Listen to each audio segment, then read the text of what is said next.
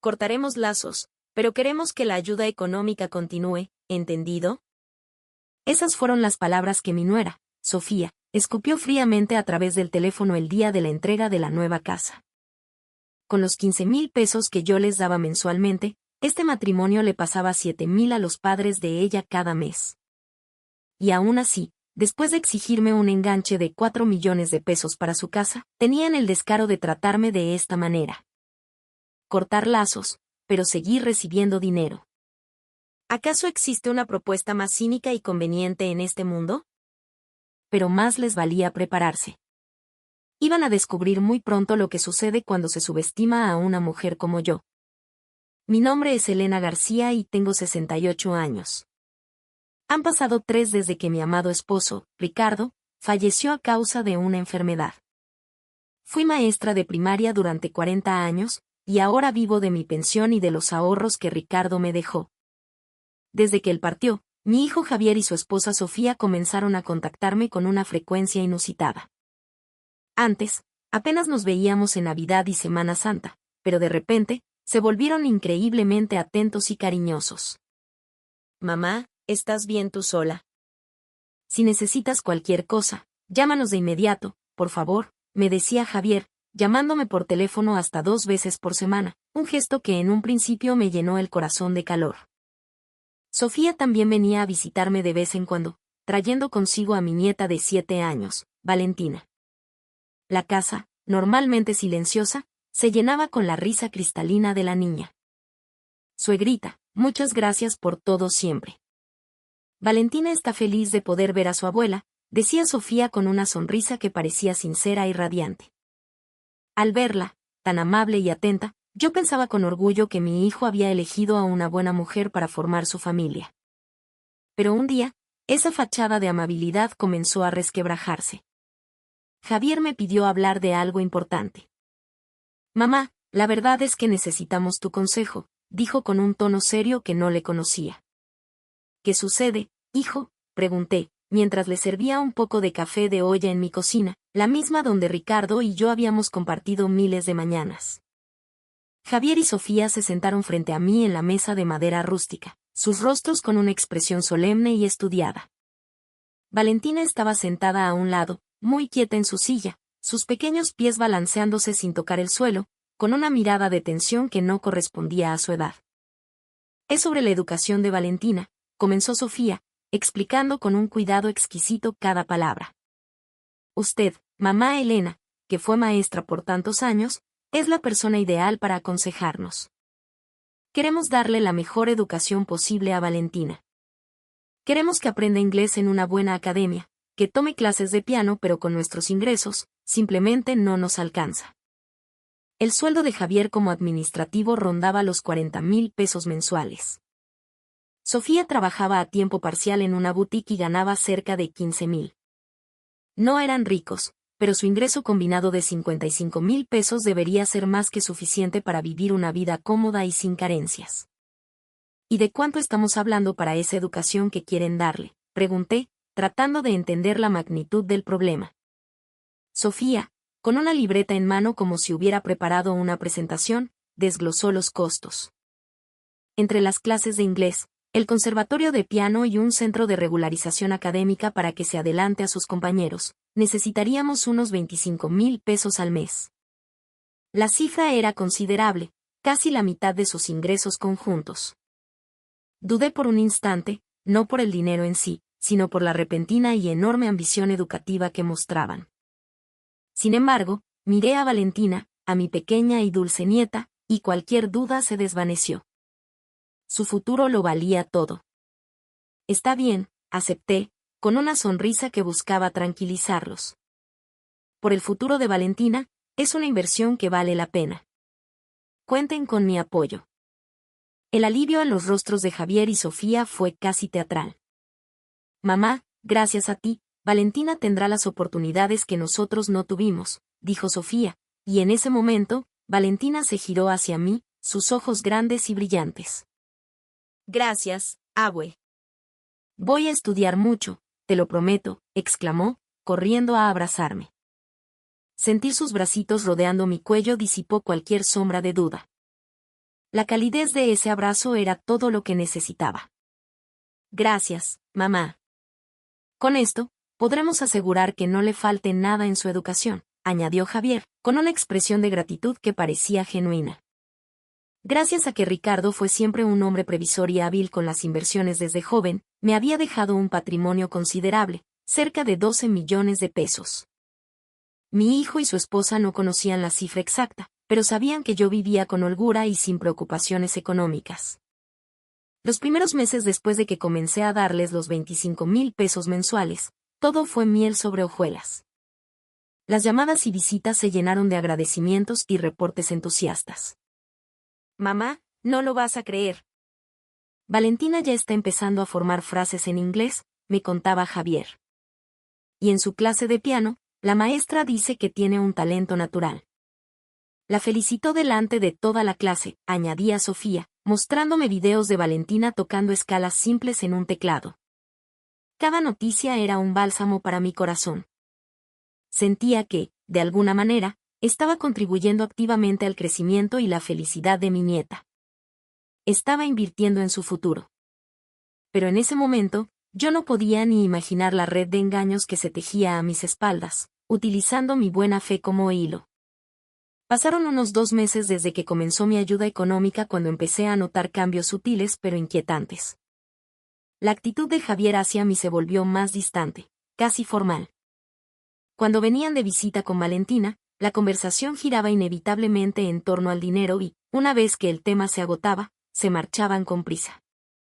Un día, mientras hacía compras en el mercado de Coyoacán, vi a Sofía a lo lejos. Llevaba un bolso de una marca de lujo, una de esas que cuestan una fortuna. Aunque no soy experta, era evidente que se trataba de un artículo carísimo, de piel fina y con herrajes dorados que brillaban bajo el sol. Me acerqué a saludarla.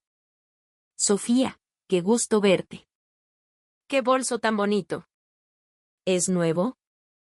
Ella se sobresaltó al verme, como si la hubiera descubierto en una falta. ¡Ah, suegra! ¡Qué sorpresa! Esto fue un regalo de cumpleaños de Javier, balbuceó, con una expresión nerviosa que no logró ocultar. Mis años como maestra me habían enseñado a reconocer una mentira en el rostro de una persona. La forma en que sus ojos esquivaban los míos, el ligero temblor en su sonrisa. Sin embargo, en ese momento, decidí no presionarla. Una semana después, recibí una llamada de Javier. Mamá, lamento molestarte, pero surgió un imprevisto. El material para el curso avanzado de Valentina resultó ser mucho más caro de lo que pensábamos. ¿Cuánto más caro, hijo? Son 80,000 pesos. Hay que pagarlo de una sola vez para obtener un descuento. Me quedé helada. 80,000 pesos por material escolar. La cifra era exorbitante, pero una vez más, la imagen de mi nieta vino a mi mente. Si era por su bien, no podía negarme. Está bien, Javier. Si es por la educación de Valentina, lo haré. A partir de ese momento, la actitud de Sofía cambió drásticamente. Sus saludos amables de suegrita, como ha estado, se transformaron en un seco y eficiente buenas tardes. Y cada conversación, sin excepción, terminaba con una nueva solicitud de dinero, siempre disfrazada de una necesidad educativa urgente. Es que la mensualidad de la Academia de Inglés subió inesperadamente. Necesitamos 18,000 pesos para el vestuario de su presentación de piano. Surgió un gasto adicional para la inscripción a un taller de verano en el centro de regularización. Cada petición venía acompañada de una excusa perfectamente plausible, pero el patrón era innegable, las cantidades no hacían más que aumentar. 6 meses más tarde, llegó la exigencia más grande hasta la fecha. Mamá, no nos alcanza para la cuota del curso de preparación de Valentina. ¿Podrías prestarnos 150,000 pesos? 150,000 pesos. La cifra me pareció una locura. ¿Tanto cuesta un curso de preparación? ¿De qué se trata exactamente? Es un programa especial, mamá. Para prepararla para el examen de admisión a una de las mejores secundarias bilingües de la ciudad, explicó Javier, con la voz ensayada. Yo había sido maestra. Conocía el sistema educativo, conocía los costos.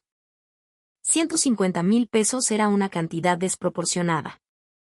Déjenme pensarlo, respondí, y al instante, el rostro de Sofía se endureció. Suegra, el futuro de Valentina está en juego, dijo con un tono cortante y acusador. ¿Va a dejar que el dinero decida el futuro de su propia nieta? Su forma de hablar era tan agresiva que me hizo sentir culpable, como si yo fuera la villana de la historia. Por esa misma época, comencé a escuchar rumores extraños en el vecindario.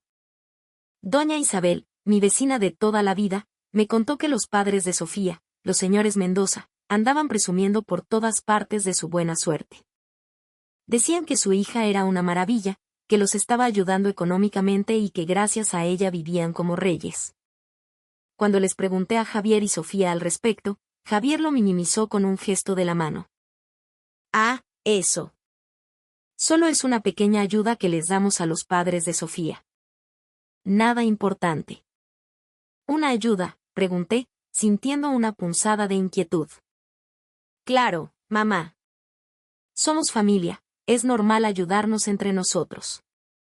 Así como nosotros te ayudamos a ti para que no te falte nada y vivas tranquila, ¿no? ¿Que ellos me ayudaban a mí? La frase me resonó en la cabeza.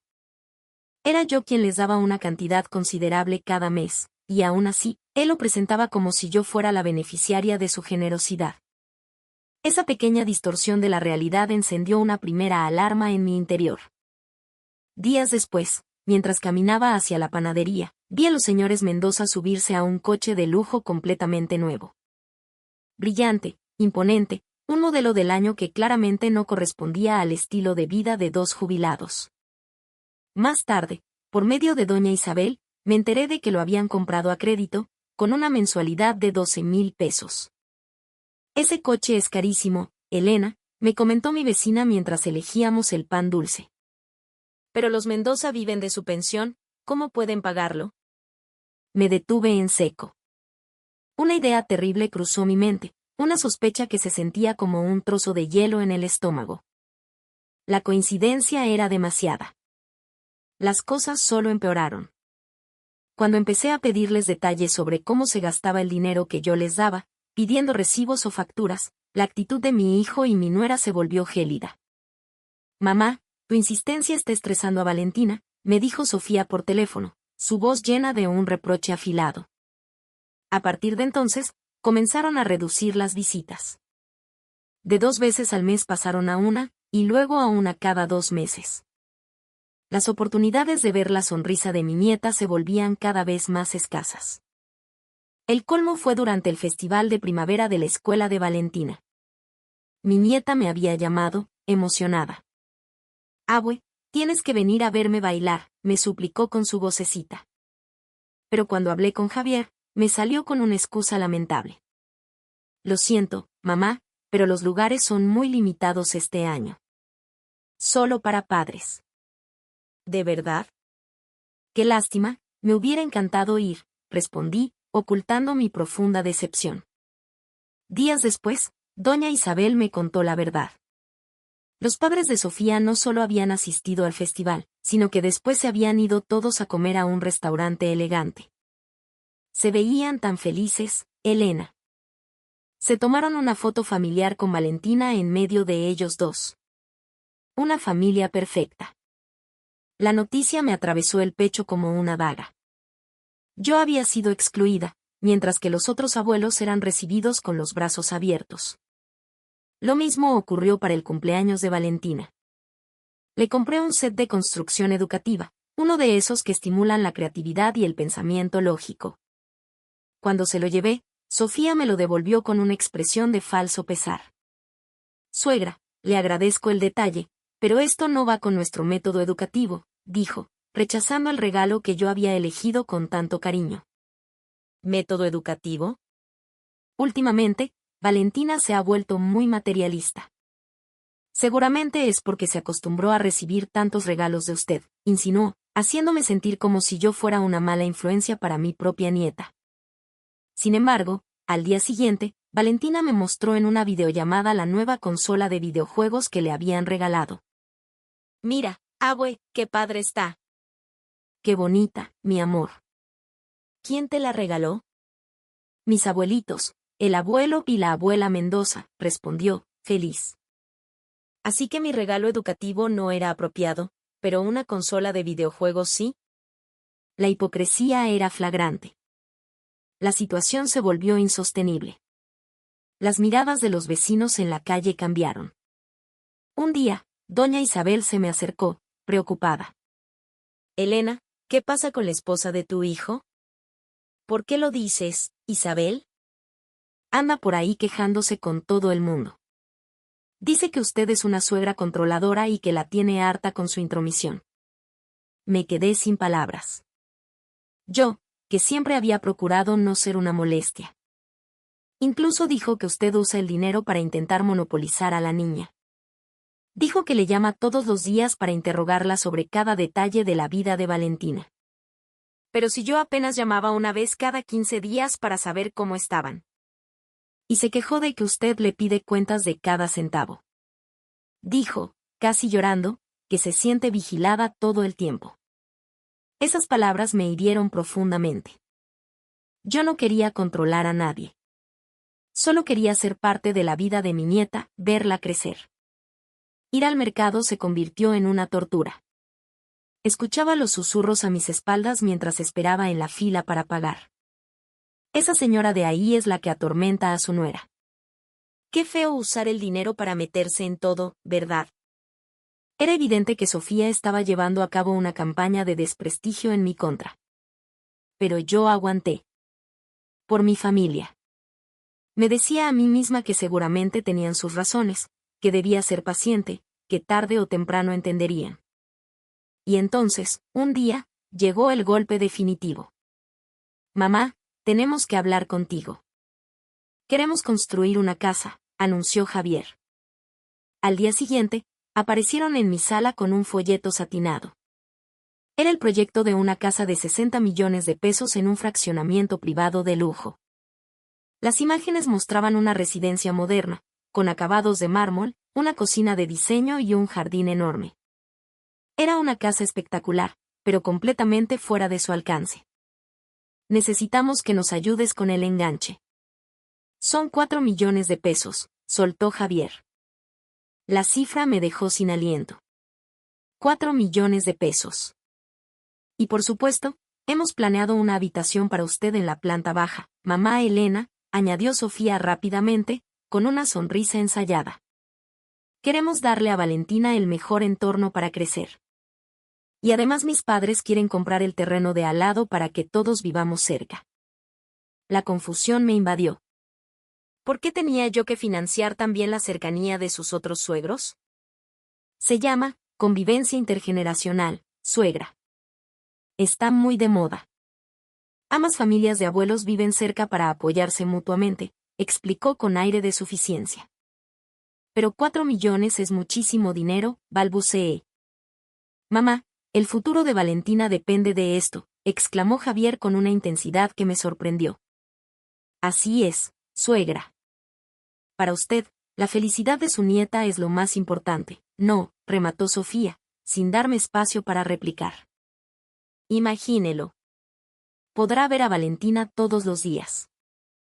Y si nosotros estamos cerca, usted no tendrá que preocuparse por su vejez. Estaremos ahí para cuidarla. La propuesta, a pesar de todo, era tentadora. Ver a mi nieta a diario, tener la seguridad de no estar sola en mis últimos años. Su habitación tendrá vista al jardín. La diseñaremos especialmente para usted, para que no tenga que subir escaleras, insistió Sofía, con una dulzura calculada que empezó a derribar mis defensas. Estás pensando hasta en mis necesidades, dije, conmovida.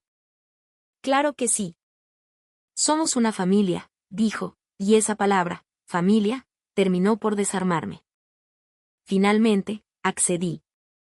Lo hice por mi nieta, por la promesa de un futuro juntos. Gracias, mamá. Seremos todos muy felices, dijo Javier, inclinando la cabeza en una muestra de respeto que ahora sé que era falsa. Suegra, de verdad, muchísimas gracias.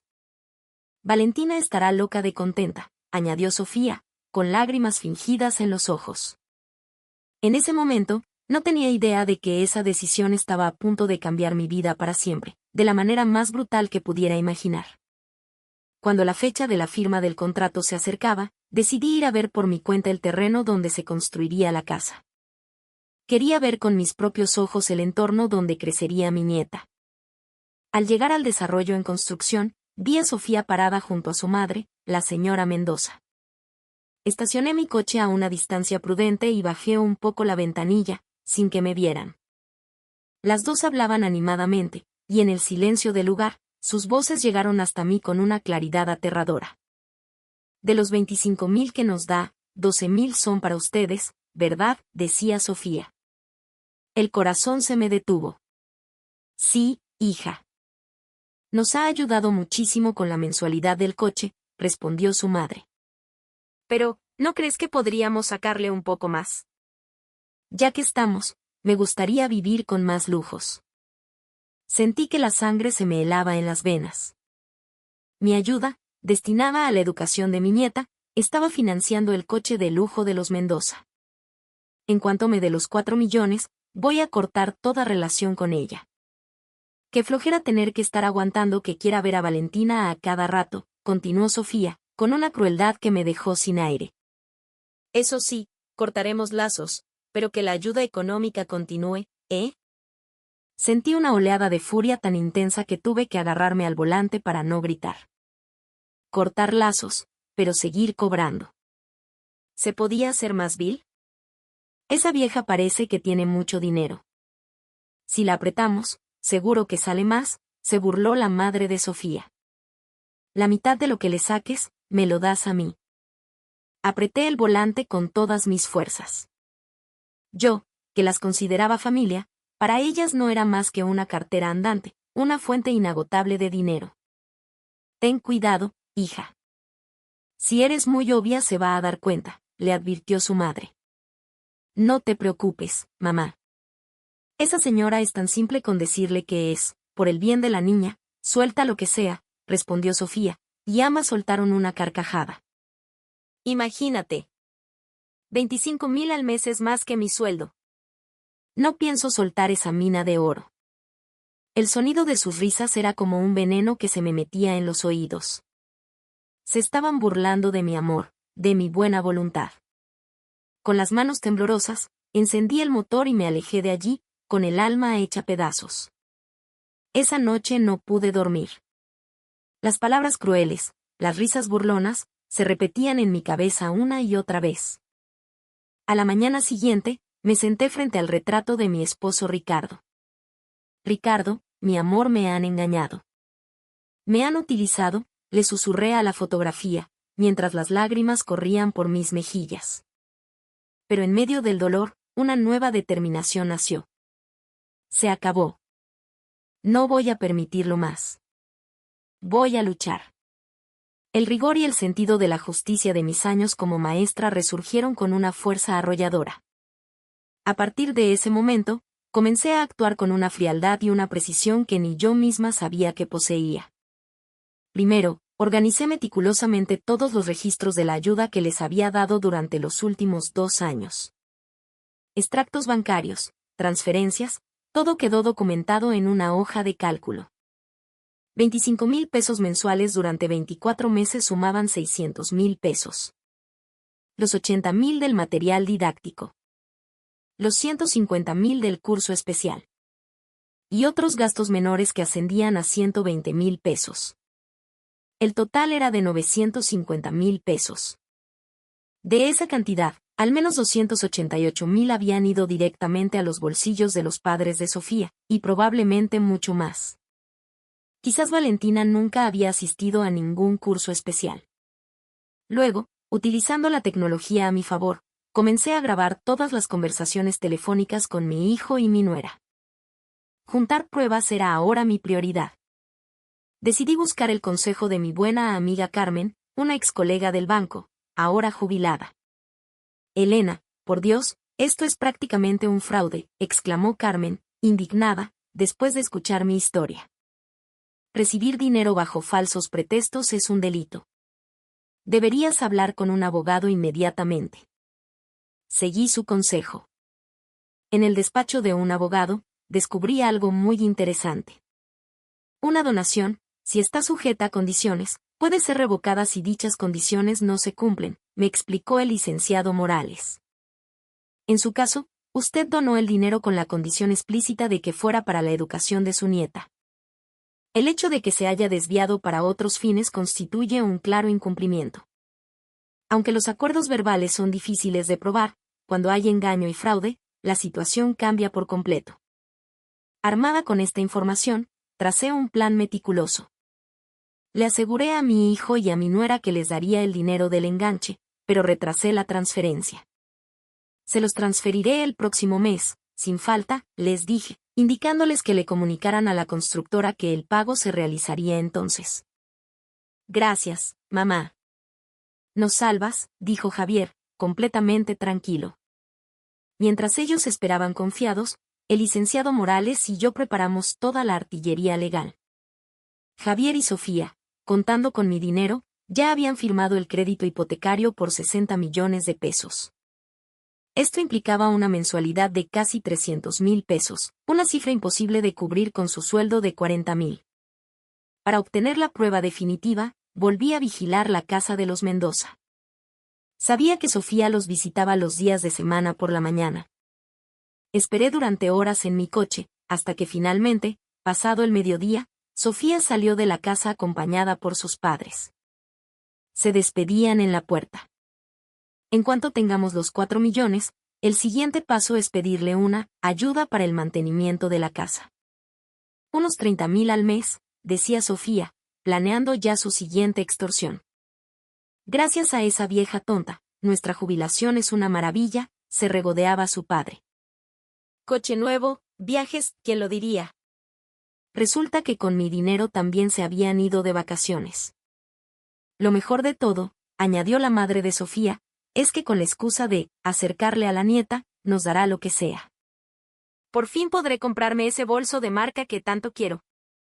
Y pensar que no volveremos a dejar que vea a Valentina. Los tres se echaron a reír. Esas palabras, no volveremos a dejar que vea a Valentina, aniquilaron el último vestigio de compasión que pudiera quedarme. Pulsé el botón de grabar en mi teléfono. Tenía la prueba definitiva. La evidencia está completa, susurré en la soledad de mi coche. Con el abogado, preparamos una notificación formal de revocación de donación y una demanda de restitución por el dinero entregado mediante engaño. Pero la investigación reveló algo aún más grave. Mi nombre figuraba como aval del crédito hipotecario. ¿Cómo es posible?, le pregunté estupefacta al gerente del banco. Su hijo nos informó que usted sería la aval. Tenemos aquí el documento firmado por usted. Cuando vi el papel, mi sangre hirvió. Era mi nombre, pero la firma era una torpe imitación. Jamás había aceptado ser aval de nadie. Era una falsificación. Inmediatamente, notifiqué al banco y a la constructora la revocación de mi consentimiento como aval, solicitando un peritaje caligráfico para probar la falsificación. Completé todos los trámites en silencio, sin que mi hijo y su esposa sospecharan nada. Si para ellos yo era solo una fuente de dinero, para mí ellos se habían convertido en un caso legal que debía resolver con la cabeza fría. Prepárense, murmuré para mis adentros. Subestimaron demasiado a esta vieja maestra. Todo estaba listo. El día de la entrega de la casa, tal como esperaba, recibí la llamada. Mamá, sobre el dinero del enganche, la voz de Javier sonaba ansiosa. Seguramente la constructora lo estaba presionando. Ah, el enganche, respondí con una calma glacial. No voy a pagar nada. Hubo un silencio al otro lado de la línea. ¿Qué? ¿Qué dijiste? Que no pienso darles ni un centavo para esa casa. Y no solo eso, cancelo toda ayuda económica y exijo la devolución de todo el dinero que les he dado hasta ahora. ¿De qué demonios hablas? Lo prometiste, gritó Javier, furioso. Al fondo, escuché la voz de Sofía, alarmada. ¿Una promesa? ¿Qué tipo de promesa? Quizás la misma que hicieron cuando dijeron que viviríamos juntos como una familia, dije, mientras activaba la grabadora de mi teléfono. Curiosamente, tengo una grabación que dice algo un poco diferente. Algo como, cortaremos lazos, pero que la ayuda económica continúe. El silencio al otro lado fue sepulcral. También tengo otra donde dicen, de los 25,000, 12,000 son para mis papás, y, gracias a esa vieja tonta, nuestra jubilación es una maravilla. Escuché un grito ahogado de Sofía. ¿Cuándo grabó eso? El martes de la semana pasada. Frente a la casa de tus padres. Y también frente al terreno de la nueva casa. Tengo pruebas más que suficientes. En las próximas horas recibirán una notificación formal de mi abogado. ¿Abogado? No, no puede ser, la voz de Javier temblaba. Oh, sí. Por correo certificado. Que tengan un buen día. Y colgué. Esa misma tarde, la notificación llegó a su domicilio. El licenciado Morales me llamó para confirmarlo. El documento exigía la devolución íntegra de los 950,000 pesos, más una compensación de 300,000 pesos por daño moral, sumando un total de 1,250,000 pesos, a pagar en un plazo de 30 días. Además, se mencionaba la investigación penal en curso por la falsificación de mi firma en el contrato de aval. Estaban completamente acorralados. El crédito hipotecario de 60 millones se activó, y la primera mensualidad de casi 300,000 pesos comenzó a correr. A eso se sumaba la deuda conmigo, que si se pagaba en 5 años, ascendía a más de 20,000 pesos mensuales. Con el sueldo de Javier, el pago de ambas deudas los dejaba con un déficit de más de 270,000 pesos al mes. Su castillo de naipes financieros se había derrumbado en un instante.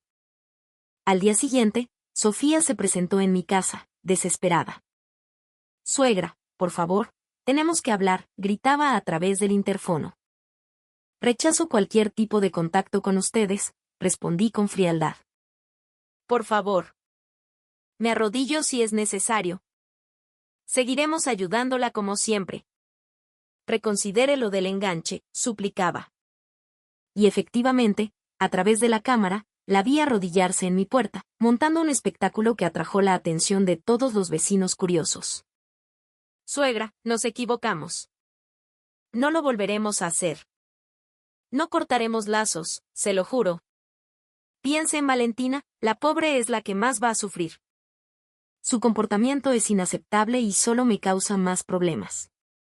A partir de ahora, toda comunicación será a través de mi abogado. Y si no se retira, llamaré a la policía por acoso. Como no se movió, cumplí mi palabra. Unos minutos después, una patrulla llegó, convirtiendo el drama privado en un escándalo público. Los oficiales le pidieron que se retirara y le advirtieron que no podía acercarse a mi domicilio. Al día siguiente, fueron sus padres, los Mendoza, quienes tocaron a mi puerta. Señora Elena, por favor, podemos hablar, dijo la madre de Sofía. Abrí la puerta. ¿Quiénes son ustedes? Soy la madre de Sofía. Mi hija siempre ha recibido su apoyo. ¿Apoyo? ¿A qué apoyo se refiere? Bueno, al dinero que usted le daba a mi hija nosotros usábamos una parte. Ah, así que lo admite. Ese dinero era para la educación de mi nieta. ¿Por qué lo estaban usando ustedes? Es que mi hija nos dijo que usted también quería ayudarnos a nosotros, mintió descaradamente. Jamás he dicho tal cosa. Su hija desvió mis fondos sin mi consentimiento. Y tengo grabaciones donde usted se burla de mí y planea cómo sacarme más dinero. El coche de lujo, las vacaciones, todo pagado con mi dinero, ¿verdad? La mujer palideció, quedándose sin palabras. Rechazo cualquier contacto con ustedes. La mensualidad de su coche ahora es su problema. Son adultos, resuélvanlo ustedes mismos. A mí no me involucren. Y cerré la puerta. Días después, el abogado me informó que la contraparte quería negociar. Ofrecían pagar 200,000 pesos a cambio de que perdonara el resto de la deuda. Rechácelo, ordené. Quiero el monto completo. Entendido. Procederemos con el embargo. La investigación de sus bienes reveló que apenas tenían ahorros. La casa nueva ya estaba hipotecada, y el banco tenía prioridad de cobro. Aún así, procedimos. La casa fue embargada y subastada, pero el precio de venta fue muy inferior a la deuda. Incluso después de perder la casa, todavía le debían al banco más de 15 millones de pesos.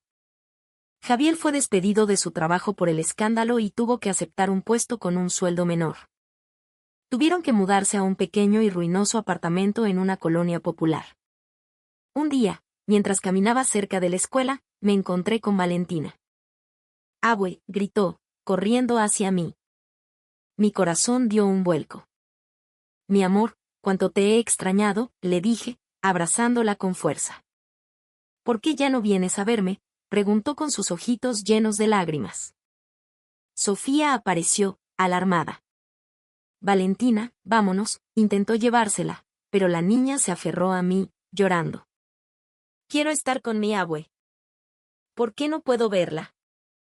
No es justo». La desesperación en la voz de mi nieta me dio la fuerza que necesitaba. Miré a Sofía con una nueva resolución. «Voy a ir al juzgado de lo familiar. Vamos a resolver el régimen de visitas por la vía legal». A través de mi abogado, solicité formalmente el derecho de visita. En la mediación en el tribunal, el juez fue claro. La señora Elena García tiene derecho a ver a su nieta. 2 veces al mes, 3 horas cada visita. Si se oponen, habrá consecuencias legales. Sofía, derrotada, no tuvo más remedio que aceptar. Medio año después, mi vida es completamente diferente. Junto con otras maestras jubiladas, fundé un voluntariado de apoyo escolar. Usando parte del legado de Ricardo, creamos un espacio para ayudar a niños de familias de bajos recursos. 3 veces por semana, el centro comunitario se llena de risas y del murmullo de niños aprendiendo. He encontrado un nuevo propósito. Valentina asiste a veces. «Abue, me encanta estudiar contigo», me dice, y su sonrisa borra todos los malos recuerdos. No he vuelto a tener contacto con mi hijo y su esposa. Sé que ambos trabajan sin descanso para pagar sus deudas, pero aún así, a menudo se retrasan en los pagos. Los padres de Sofía tuvieron que vender el coche de lujo y sus días de viajes y lujos terminaron. Ahora, las vecinas que antes me miraban con recelo, hoy me saludan con compasión y respeto. Cada mañana, miro el retrato de Ricardo y le digo, «Hice lo correcto, mi amor». Nuestro dinero, el fruto de nuestro trabajo, no fue para los mentirosos. Ver crecer a Valentina, enseñarle, es mi mayor alegría. Esto es el verdadero amor. La familia no es un cheque en blanco. Hay líneas que no se deben cruzar. Cuando se cruzan, el vínculo, por más sangre que haya de por medio, se rompe. «Abue, nos vemos el domingo», se despide Valentina, agitando su manita. Sofía evita mi mirada.